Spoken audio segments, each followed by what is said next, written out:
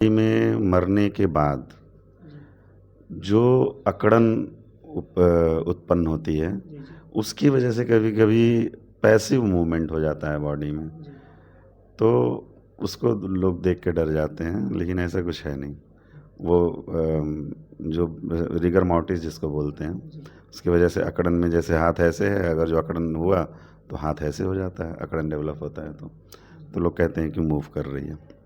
ऐसा कुछ 6 महीने या 1 साल या कभी भी जो खन के दफनाने के बाद वाली बॉडी निकाली जाती है, वो केवल मजिस्ट्रेट के ऑर्डर पे होती हैं पोस्टमार्टम। मजिस्ट्रेट इंक्वेस्ट उसको बोलते हैं। उस केस में यदि किसी तरह की स्थिति ऐसी उत्पन्न होती है कि बाद में एलिगेशन लगता है कि उसका मर्डर हुआ था या किसी और तरीके से मारा गया था और दफना दिया गया, पोस्टमार्टम नहीं कराया गया, या पोस्टमार्टम होने के बाद दफना दिया गया लेकिन घर वालों को लग रहा है कि पोस्टमार्टम सही नहीं हुआ है, तो रिपोर्ट आदमी सड़क पे मरा हुआ पाया गया। अब वो कैसे सड़क पे मरा हुआ पाया गया? पहला ये कि वो ट्रक के सामने खड़ा हो गया। दूसरा ये कि वो बाइक से चल रहा था और गलती से ट्रक वाले ने उसको ठोक दिया। तो जो पहला कंडीशन था वो सुसाइडल हो गया कि ट्रक के सामने आ गए। दूसरा कंडीशन एक्सीडेंटल हो गया। तीसरा कंडीशन ये है कि उसको ज़बरदस्ती 4 लोग उठा के ट्रक के सामने फेंक दिए। तीनों कंडीशन में तो वो ट्रक के चोट से ही मरेगा, लेकिन मोड ऑफ डेथ जिसको बोलते हैं, सुसाइडल, होमिसाइडल, एक्सीडेंटल, ये इन्वेस्टिगेशन का विषय है। इन्वेस्टिगेशन मतलब पुलिस विभाग, तो इसमें एलिगेशन लगने का कोई बात नहीं। आपको बता दें कि कुछ लोग जो है यहाँ पे आना पसंद नहीं करते हैं। आप देख सकते हैं कि बाड़ी आधुनिक चीरघर है जनपद में, इलाहाबाद में। और यहाँ पे जो है कोई जब मर जाता है उसके बाद यहाँ पे जो है उसका पोस्टमार्टम किया जाता है। यहाँ तक कि जो है प्रशासनिक अधिकारी को भी अलाउ नहीं होता है। आज हम ले चलेंगे अंदर और दिखाएंगे कि क्या क्या यहाँ पे होता है और कैसे जो है पोस्टमार्टम होता है। और डॉक्टर साहब जो है यहाँ के मेन, वो बताएंगे कि कैसे जो है यहाँ पे अंदर जाया जाता है। देखिए ये बड़े भाई हैं, इनका भी नाम लेते हैं कि क्या नाम है भैया, अपना नाम एक बार बता। और नहीं तो आइए जो है हम मेन डॉक्टर से मिलवाते हैं। ये देखिए कार्यालय प्रभारी अधिकारी हैं राजीव रंजन जी। आप देख सकते हैं कि यहाँ पे बैठे हुए हैं अंदर, और अंदर हम चलेंगे, बात कराएंगे कि सबसे पहले जो है सर बहुत बहुत स्वागत है। क्या नाम है आपका? डॉक्टर राजीव रंजन। बहुत बहुत स्वागत है सच का प्रतीक चैनल में। आज जो है पोस्टमार्टम में जो है कोई आना पसंद नहीं करता है, क्या कहेंगे आप? जो है यहाँ पे एक ओहदे उच्च अधिकारी हैं, क्या कहेंगे आप? एक्चुअली पोस्टमार्टम हाउस में चूँकि शव विच्छेदन का कार्य होता है, तो यहाँ पे नॉर्मल पर्सन वैसे भी नहीं आना चाहेगा। जो यहाँ के एम्प्लॉई हैं, जो यहाँ पोस्टेड हैं, वही यहाँ पे आते हैं। बाकी पुलिस पर्सनल जो बॉडी सील करके पंचनामा के साथ आते हैं, वही अलाउड होते हैं। बाकी जो भी मृतक के रिश्तेदार परिजन हैं, उनके लिए सामने वेटिंग हॉल है, वहाँ पे बैठना उनको अलाउ होता है। पोस्टमार्टम हाउस में किसी भी अनाधिकृत पर्सन का एंट्री वर्जित है। अच्छा सर, कभी कहा जाता है कि जब तक आदमी जीवित रहता है तब तक उसको बहुत सारा जो है उसको प्यार दुलार देते हैं। जब आदमी मर जाता है तो उसके सामने जो है उसको हाथ लगाना लोग पसंद नहीं करते हैं आज के ज़माने में। ऐसा है। ये एक्चुअली प्रथा है और हमारे संस्कृत में ऐसा है, जो प्रथा शुरू से चली आ रही है कि मृतक को छू लेने के बाद नहाने का प्रथा है। हम लोग तो कार्य ही वहीं कर रहे हैं, तो इस हिसाब से तो हम लोग तो दिन भर नहाते ही रहें, लेकिन ऐसा कुछ नहीं है। वहाँ पे मेनली ये होता है कि हमें ग्लव्स पहन के ही टच करना होता है बॉडी को। मेन रीज़न ये होता है कि मृतक के बाद उसमें 10 तरह के बैक्टीरिया, वायरस ग्रोथ होते हैं, जिसकी वजह से इन्फेक्शन होने के चांसेज होते हैं। इस वजह से ये प्रथा चली आ रही है कि मृतक को छू लेने के बाद जो है नहाना होता है। बाकी आप हाइजीन प्रैक्टिस करेंगे, हाइजीनिक हो के यदि बॉडी टच कर रहे हैं तो कोई ऐसा उसमें गुनाह नहीं है कि मृतक को छू लिए। तो फिर सर अभी तक आपकी नज़रों के सामने कितनी बॉडी को जो आप लोगों ने पोस्टमार्टम कर दिया होगा?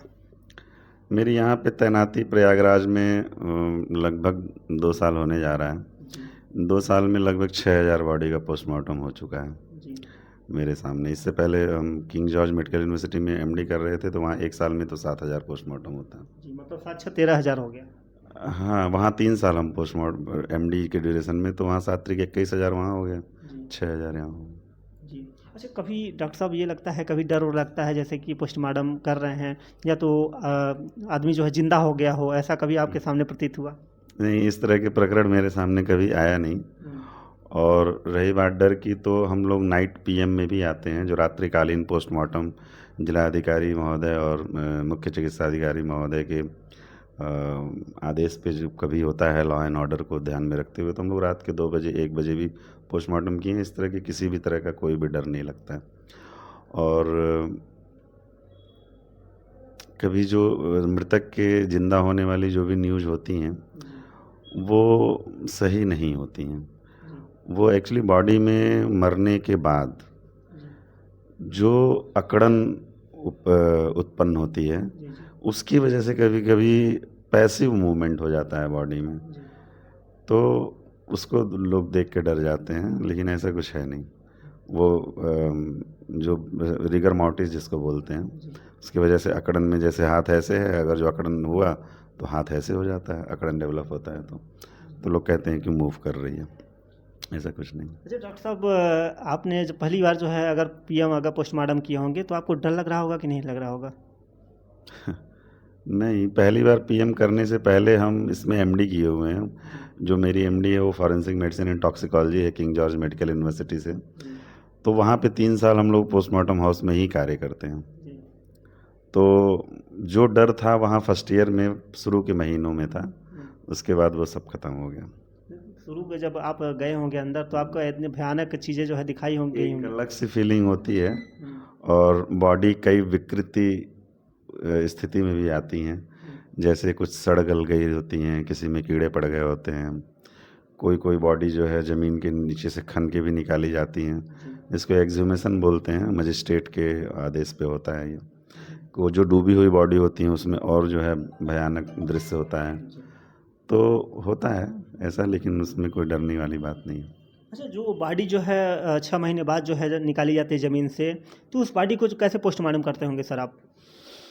एक्चुअली जो 6 महीने या 1 साल या कभी भी जो खन के दफनाने के बाद वाली बॉडी निकाली जाती है वो केवल मजिस्ट्रेट के ऑर्डर पे होती हैं पोस्टमार्टम। मजिस्ट्रेट इंक्वेस्ट उसको बोलते हैं। उस केस में यदि किसी तरह की स्थिति ऐसी उत्पन्न होती है कि बाद में एलिगेशन लगता है कि उसका मर्डर हुआ था या किसी और तरीके से मारा गया था और दफना दिया गया, पोस्टमार्टम नहीं कराया गया, या पोस्टमार्टम होने के बाद दफना दिया गया लेकिन घर वालों को लग रहा है कि पोस्टमार्टम सही नहीं हुआ है, तो रीपोस्टमार्टम कराना। सर इस हाल में जो है बॉडी जो है एकदम से नष्ट हो चुकी होती है, तो उसका क्या चीज़ बचता, कंकाल बचता होगा या तो और चीज़? वो समय पे निर्भर करता है कि कितने समय तक वो बॉडी ज़मीन के अंदर रही। ज़मीन के अंदर रहने के साथ साथ उसके आसपास का वातावरण, यदि पानी है, मश या फिर सूखा मिट्टी है, तो समय के अनुसार जो लगभग 1 साल में पूरी तरह से स्केलेटन, हड्डियों के ढांचे में बदल जाती है बॉडी। और उसके पहले अलग अलग समय पे कभी मांसपेशियों का गलना शुरू होता है, तो उसका हर स्टेप वाइज है और वो एक्सटर्नल एनवायरनमेंट पे भी डिपेंड करता है कि जिस मिट्टी में दफनाया गया है वो सूखा है या गीला है, मॉइस्चर लिए हुए, तो वो। सर एक सवाल और है, जैसे कि एक्सीडेंट होता है और जो डंपर चालक होते हैं उनके नीचे जो है पहिए के नीचे चले जाते हैं, उनका पूरा शरीर तो आधा जो है नष्ट हो जाता है, दब जाता है, कुचल जाता है, तो उस बॉडी को जो है कैसे आप लोग जो है उसको पीएम करते होंगे? तो बॉडी तो कई कंडीशन में आती हैं। ट्रेन एक्सीडेंट में तो पूरी तरह से कभी कभी बंडल ऑफ बोन्स और मांस का बंडल करके आता है बांध के, तो उसको हम लोग पहले उसको एनाटॉमिकल पोजीशन जो हम लोग को बताया जाता है मेडिकल लाइन में कि हेड, हैंड, चेस्ट, एब्डोमेन, फिर दोनों पैर, उस सीक्वेंस में बॉडी को लगाते हैं। सारे बोन्स को हम लोग खोजने की कोशिश करते हैं।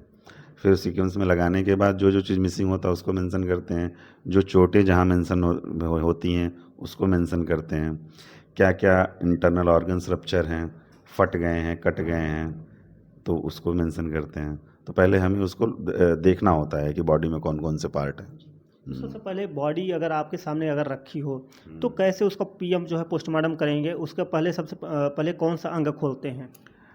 अब अगर जो अंग की बात किया जाए तो अलग अलग कंडीशन में अलग अलग अंग खोलते हैं। यदि किसी पॉइजनिंग का केस है तो सबसे पहले हम लोग क्रेनियल कैविटी मतलब हेड ओपन करते हैं, क्योंकि कभी कभी क्या होता है कोई जहर का एक कैरेक्टरिस्टिक स्मेल होता है, तो वो स्मेल हमें क्रेनियल कैविटी मतलब हेड के जैसे ही बोन खुलता है तो वो स्मेल आ सकता है। उसके बाद हम लोग चेस्ट और एब्डोमेन खोलते हैं, फिर उसमें चेस्ट और एब्डोमेन में भी उसका कैरेक्टरिस्टिक स्मेल आ सकता है, पेट से। फिर उसके बाद लास्ट में नेक ओपन करते हैं कि नेक में किसी तरह की चोट तो नहीं है। अब जैसे एक्सीडेंटल है कोई, उसमें हेड इंजरी है, तो हम सबसे पहले हेड ही ओपन करेंगे। या मान लीजिए चेस्ट में एब्डोमेन में चोट है, तो सबसे पहले चेस्ट और एब्डोमेन खोलेंगे, जहाँ चोट है वो खोलेंगे एक्सीडेंटल में। और हैंगिंग या स्ट्रैंगुलेशन, मतलब जिसमें गला दबा के या इस तरह से किया जाता है, उसमें भी सबसे पहले हेड ओपन कर देते हैं, फिर चेस्ट एब्डोमेन ओपन करते हैं और लास्ट में नेक ओपन करते हैं। उसका रीज़न ये है कि गर्दन पे चोट देखने के लिए हमें गर्दन को रक्त विहीन करना पड़ता है। रक्त विहीन करने के लिए सर ओपन कर दीजिए, चेस्ट एब्डोमेन ओपन कर दीजिए, तो जो इधर का ब्लड था इधर निकल गया, जो ऊपर का ब्लड था उधर निकल गया, तो हमारा नेक वाला एरिया वो रक्त विहीन हो जाता है। और जो चोटें हैं नेक पे वो हमें क्लियर दिखती हैं। तो अलग अलग केसेस में अलग अलग तरह से ओपन किया तो जाता सर है। खोलने के क्या क्या इंस्टॉलमेंट होता है? जैसे सर खोलना हो गया, तो उसके कौन से इंस्टॉलमेंट हैं आपके पास? खोलने के लिए तो जनरली हम लोग नाइफ़ यूज करते हैं, स्टील का, और स्कैल्पेल भी यूज कर सकते हैं। स्कैल्पेल से ज़्यादा टाइम लगता है तो नाइफ़ ही यूज करते हैं। और ऑटोप्सी सॉ है जिससे स्कल ओपन किया जाता है, और जो बोन कटर होता है उसे बोन कट करने के लिए यूज किया जाता है। कभी कहते हैं कि छीनी और हथौड़े का भी प्रयोग किया जाता है इसमें। छीनी हथौड़े का प्रयोग पहले किया जाता था, जब ऑटोप्सी सॉ नहीं था। ऑटोप्सी सॉ के कुछ डिसएडवांटेज ये हैं कि इसके लिए लाइट चाहिए हमेशा, और जहाँ पे बॉडी कट रही है या जहाँ टेबल है वहाँ पे लाइट कनेक्शन चाहिए, स्विच बोर्ड, तो वहीं पे ही हेड ओपन कर सकते हैं। और उसको हेड जब बोन उससे खोलते हैं तो उसमें जो बोन के पाउडर फॉर्म जो होते हैं, बोन काटेंगे तो पाउडर उड़ेंगे, तो वो पाउडर इनहेल करते हैं जो एम्प्लॉय बॉडी कट कर रहे हैं, फार्मासिस्ट हैं, डॉक्टर हैं, तो उससे इनहेल करने से भी जो है बॉडी पे बुरा इफेक्ट पड़ता है। तो सबके अपने अपने एडवांटेज हैं, डिसएडवांटेज हैं। तो आने वाले समय में जैसे कि बॉडी आप उनके पीड़ित परिवार को देते हैं, तो आप लोगों के भी ऊपर आरोप लगते हैं कि बॉडी का जो पीएम करवाया गया है, कोई पैसा लेके जो है, आरोप लगता है कि पैसे लेके जो है पीएम रिपोर्ट गलत कर दिए, ऐसे ऐसे अफवाहें उड़ाते हैं लोग। सबसे पहली बात कि बॉडी हम लोग न परिवार वालों से लेते हैं और न ही परिवार वालों को देते हैं। पोस्टमार्टम का जो प्रोसीजर है उसमें पुलिस डिपार्टमेंट कराता है, रिक्वेस्ट करता है स्वास्थ्य विभाग को कि आप इनका पोस्टमार्टम करिए और जो भी कॉज ऑफ डेथ है उससे हमें अवगत कराएं। तो हमारे पास बॉडी सील होके आती है पुलिस विभाग के द्वारा, साथ में पंचनामा, और हम लोग पोस्टमार्टम करने के बाद जो रिपोर्ट तैयार होती है उसको सीलबंद लिफाफे में और बॉडी को कफन में लपेट के पुलिस को दे देते हैं। अब वो पुलिस का काम है कि वो परिवारजन को हैंड ओवर करें। रही बात एलिगेशन की, तो अगर जो कोई ऐसा सिचुएशन आता है जैसे ऐसा जिसमें ऐसा लगता है कि परिवारजन संतुष्ट नहीं हुए कि वो कैसे उसकी मृत्यु हुई है, उनको लग रहा है कि नहीं ये चोट जो है वो किसी के द्वारा मारा गया है, तो ये तो इन्वेस्टिगेशन का विषय है। हम पोस्टमार्टम में चोट लिखेंगे, चोट किस चोट की वजह से डेथ हुई है ये लिखेंगे, लेकिन वो गिरने की वजह से चोट आई है। अच्छा, मान लीजिए एक कंडीशन है कि एक आदमी सड़क पे मरा हुआ पाया गया। अब वो कैसे सड़क पे मरा हुआ पाया गया? पहला ये कि वो ट्रक के सामने खड़ा हो गया, दूसरा ये कि वो बाइक से चल रहा था और गलती से ट्रक वाले ने उसको ठोक दिया। तो जो पहला कंडीशन था वो सुसाइडल हो गया कि ट्रक के सामने आ गए, दूसरा कंडीशन एक्सीडेंटल हो गया, तीसरा कंडीशन ये है कि उसको ज़बरदस्ती 4 लोग उठा के ट्रक के सामने फेंक दिए। तीनों कंडीशन में तो वो ट्रक के चोट से ही मरेगा, लेकिन मोड ऑफ डेथ जिसको बोलते हैं, सुसाइडल, होमिसाइडल, एक्सीडेंटल, ये इन्वेस्टिगेशन का विषय है। इन्वेस्टिगेशन मतलब पुलिस विभाग, तो इसमें एलिगेशन लगने का कोई बात ही नहीं है। अच्छा, तो बॉडी का कौन सा पार्ट जो है आपके पास रह जाता है और बॉडी उनको दे दिया जाता है पीड़ित परिवार को, क्या आपके पास रखा जाता है? पोस्टमार्टम में बॉडी से किसी भी तरह का कोई भी पार्ट नहीं निकाला जाता।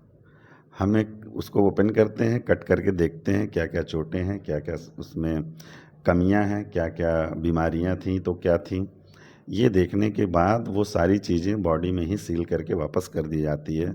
सिर्फ पॉइजनिंग का जो केस होता है, जिसमें हमें लगता है कि जहर खाया गया है, खिलाया गया है, उस केस में हमें इंटरनल विसरा मतलब जो ऑर्गन्स होते हैं, उनका केमिकल एनालिसिस कराना होता है लैब में।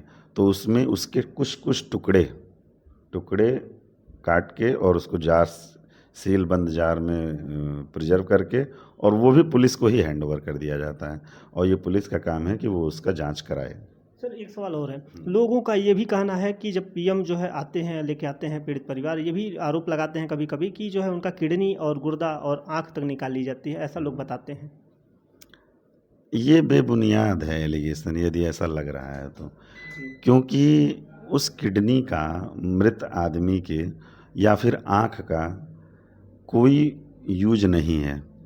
जैसा कि मेडिकल साइंस में है कि मरने के बाद 6 घंटे के अंदर ही जो बोलते हैं आँख चोरी कर ली या फिर आँख का ट्रांसप्लांट करते हैं, निकालते हैं, वो 6 घंटे के अंदर ही कॉर्निया नाम की एक चीज़ होती है, आँख का एक पार्ट होता है, उसको निकालना होता है। उसको निकाला जाए और फिर उसको प्रॉपरली प्रिजर्व किया जाए आई बैंक में, तभी वो किसी और को लगाया जा सकता है। 6 घंटे के बाद वो किसी भी तरह से यूज नहीं किया जा सकता। और रही बात लंग्स, लीवर, ब्रेन, हार्ट इन सबों का, तो ये 5 से 10 मिनट के अंदर पूरी तरह से डेड हो जाते हैं मरने के बाद, उसका कोई यूज नहीं होता। क्या नाम है सर, एक बार अपना परिचय बता दीजिए। मैं doctor Rajeev Ranjan, forensic specialist, यहाँ का पोस्टमार्टम हाउस का इंचार्ज हूँ प्रयागराज। देखिए आज डॉक्टर साहब ने पूरी जो है बातों को जो है आपके सामने रखा और साझा किया कि पोस्टमार्टम जो है कैसे होता है और किन किन बिंदुओं पर जो है इनको फोकस करना पड़ता है और प्रशासनिक अधिकारी को भी जो है यहाँ पे अनुमति अंदर जाने की नहीं होती है। आज डॉक्टर साहब ने जो है पूरी हर तथ्यों की जानकारी आपके सामने साझा किया और आप लोग बताइएगा कि आपको जो है कैसा लगा। और पोस्टमार्टम में जो ये आरोप लगाते हैं कि किडनी, गुर्दे और अनेक प्रकार के जो है निकाल लेते हैं, मगर वो सब अफवाहें जो है झूठी हैं, लोग ये अफवाहें ना फैलाएं। और मैं ये प्रशासनिक अधिकारी को जो है मैं बार बार धन्यवाद देता हूँ डॉक्टर साहब को कि डॉक्टर साहब जो है इतना कीमती समय दिए, मैं उनका जो है धन्यवाद देता हूँ। आप लोग कमेंट के जरिए अपनी राय जोड़ दीजिएगा। बहुत बहुत धन्यवाद।